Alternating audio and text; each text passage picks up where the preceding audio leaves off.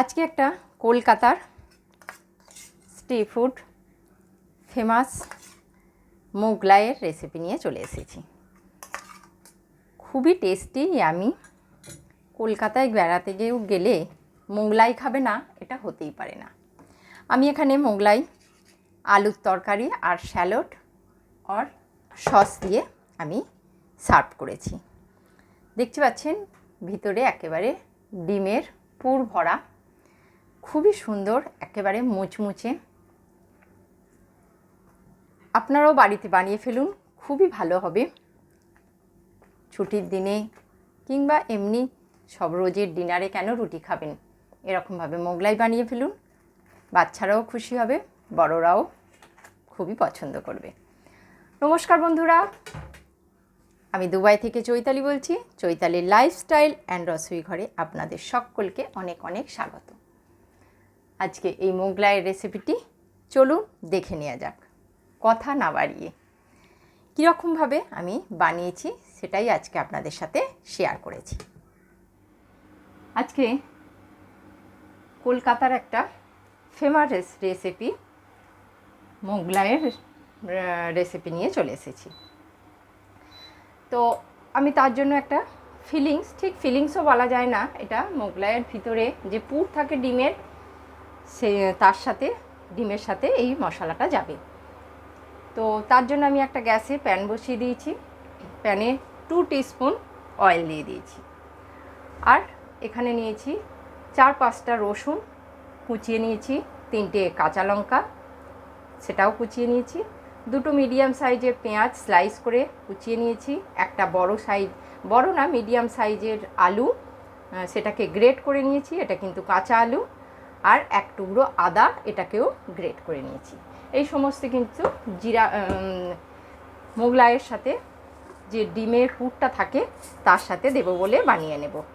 অনেকে এটা কাঁচা দেয়, কিন্তু কাঁচার থেকে একটু মশলা করে নিলে খুব ভালো, যেমন মোগলাইটা টেস্ট হয়ে যায় আর তেমনি খেতেও খুব ভালো লাগে। আমি কিছু জিরা 1/4 চামচের মতো জিরা দিয়ে দিলাম তেলে। জিরাটা ভাজা হয়ে গেছে। এখন আমি রসুন আর কাঁচা লঙ্কাটা দিয়ে দিলাম। এরকমভাবে একটু মশলাটা করে মোগলাইটা বানালে মোগলাইয়ের টেস্টটা সত্যিই খুব ভালো আসে। তবে অনেকে কাঁচা পেঁয়াজ কাঁচা লঙ্কা কাঁচা অবস্থাতেও পুর দিয়ে বানায়, কিন্তু মশলা করে দিলে পুরটা খুব সুন্দরভাবে দেয়া যায়। আমি এবার পেঁয়াজটা দিয়ে দিলাম। পেঁয়াজ আলু একসাথেই দেবো, কারণ এটা কাঁচা আলুটা সিদ্ধও হয়ে যাবে পেঁয়াজটা ভাজতে ভাজতে।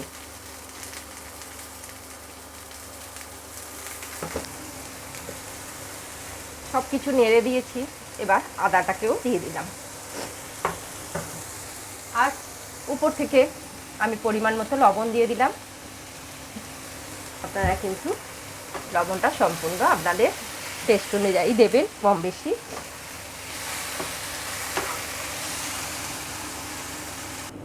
পেঁয়াজটা ভাজা হয়ে গেছে, আলুটাও সিদ্ধ হয়ে গেছে। এখন আমি কিছু মশলা দেব। আমি 1 টিস্পুন জিরা গুঁড়ো দিলাম, 1 টিস্পুন ধনে গুঁড়ো, 1/2 টিস্পুন লঙ্কা গুঁড়ো। লঙ্কাটা কিন্তু আমি কাঁচা লঙ্কাও দিয়েছি, সেই বুঝে আপনারা দেবেন। 1/2 টিস্পুন হলুদ গুঁড়ো। সব কিছু দিয়ে আমি খুব ভালো করে মিক্স করে নেব পেঁয়াজ আলুর সাথে। মশলাটা আমি খুব ভালো করে সবের সাথে কষিয়ে নিয়েছি, গ্যাসও বন্ধ করে দিয়েছি, একদম রেডি। উপর থেকে আমি বেশ কিছু ধনেপাতা দিয়ে দিলাম।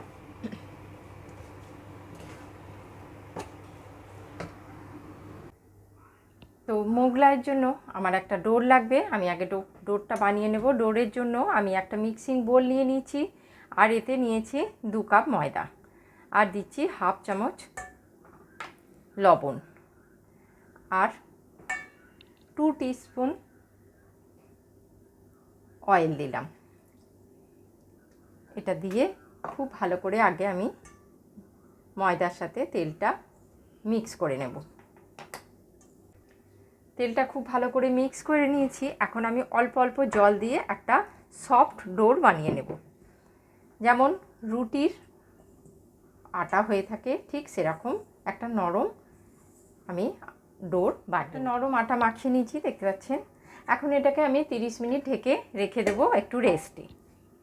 30 মিনিট হয়ে গেল, মোগলাইয়ের ডোরটা বানানো আছে, দেখতে পাচ্ছেন। খুব সুন্দর একটা সফট আর মসৃণ ডোর। তো এর থেকে আমি লেচি করে নেব, বেশ বড় বড়, পরোটার যে লেচি করা হয় তার থেকেও বড়। আমি 2 কাপ ময়দা মেখেছি, এই 2 কাপ ময়দার আমি 5টা লেচি করে নেব। কারণ মোগলাই বেশ বড় বড় হয়, সেই জন্য লেচিটাও একটু বড় করতে হবে। আমি 5টা লেচি করে নিলাম। এই যে লেচির সাইজটা এরকম হবে। আমি একটা লেচি নিয়ে বাকিগুলো ঢেকে রেখে দেব, শুকিয়ে যাবে না হলে। আর এটাকে বেলে নেব পুরো চাকির সমান বরাবর। আমি বড় সাইজের একটা রুটি বেলে নেব।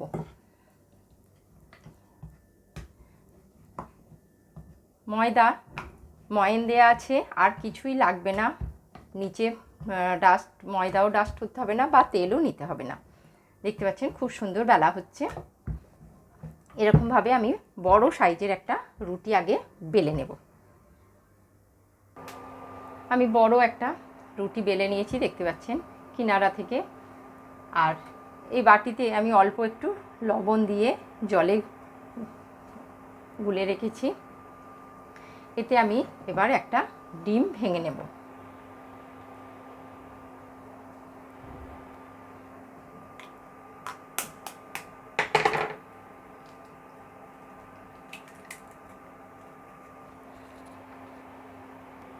একটা ডিম নিয়ে নিয়েছি, ডিমটা আগে খুব ভালো করে ফেটিয়ে নেব। ডিমটা ফেটিয়ে নিয়েছি। এবার যে মশলাটা পেঁয়াজের বানিয়ে রেখেছিলাম সেটা কিছুটা দিয়ে দেবো। আমি 5টা ভাগ করে রেখেছি, যেহেতু 5টা মোগলাই বানাবো, তো একটা ভাগ দিয়ে দিলাম ডিমের সাথে। দিয়ে খুব ভালো করে এটা মিক্স করে নেব।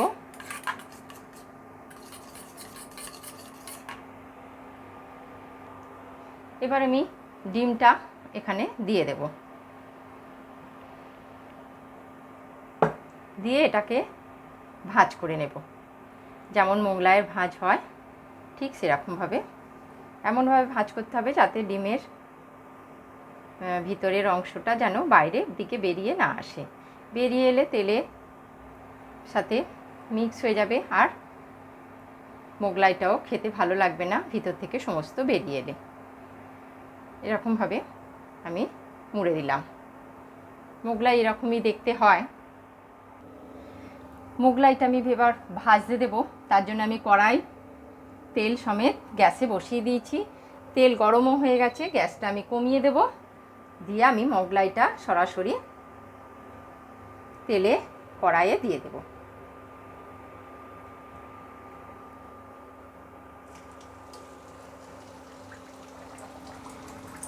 এটা গোল্ডেন ব্রাউন কালার আসবে, তারপর আমি এটাকে উল্টিয়ে দেব। এটা যতক্ষণ হবে আরও একটা বেলে রেডি করে নেব।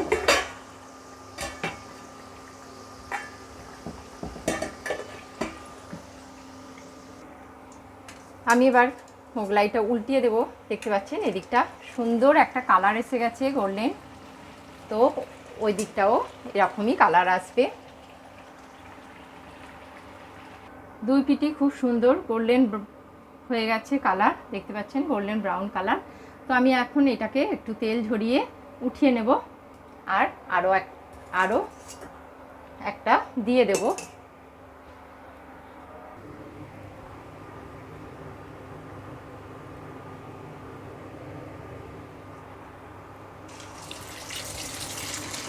আমি আরও একটা দিয়ে দিলাম।